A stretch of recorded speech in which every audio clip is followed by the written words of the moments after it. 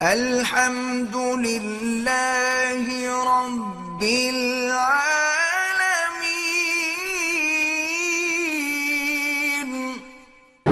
ہمارے ایک عزیز نے فون پر اپنی بیوی کو ایک بار کہا کہ تم میری طرف سے فارغ ہو، 2 بات پکی طلاق ہو گئی جناب۔ فون پہ کہے یا کچھ کہے، فون پہ طلاق ہو جاتی ہے، نکاح نہیں ہوتا، کیونکہ نکاح میں دونوں کا ایک جگہ ہونا ضروری ہے ایجاب قبول کے لیے۔ طلاق کے لیے تو دونوں کا اکٹھے ہونے کی ضرورت ہے، وہ دینی مرد نے ہے، اور چاہے سامنے ہو یا نہ ہو۔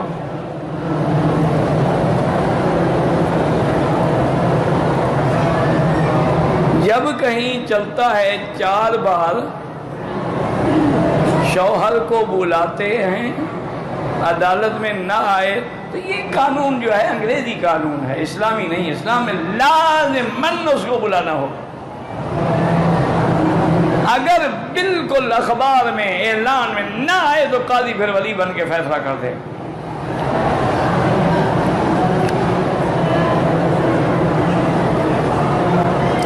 میں جدہ میں رہتا ہوں، حج کے لیے احرام مکے سے باندھا، ہوٹل میں سے دم پڑ گئی۔ آپ کو احرام حد حرم کے باہر سے باندھنا تھا، جدہ نہیں جا سکتے تھے، مسجد عائشہ چلے جاتے۔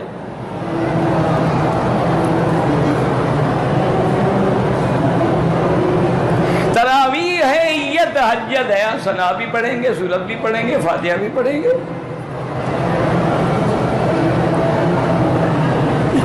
میرے بھائی کا ایکسیڈنٹ ہوا ہے، گاڑی والے نے نیچے دیا ہے، کیس کرنا چاہیے، بالکل آپ کا حق ہے، کیس کر سکتے ہیں اور دیت بھی لے سکتے ہیں۔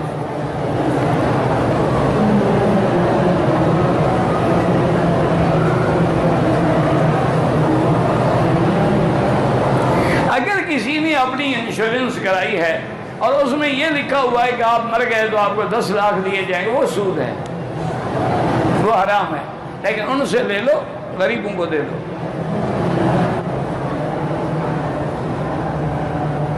کہتے جی کوئی آدمی اپنی بیوی سے روزانہ بھی یعنی ہم بستری کر سکتا ہے، وہ چاہے تو دن میں 3 بار بھی کر سکتا ہے، اس میں تو کوئی منع نہیں، اگر دونوں میں دم خم ہے تو کوئی مسئلہ نہیں۔ یہ چند دنوں کی باتیں ہوتی ہیں میرے بھائی، انشاءاللہ پھر اللہ کی رحمت سے نہ چلنے کے قابل رہو گے اور نہ اٹھنے کے قابل رہو گے۔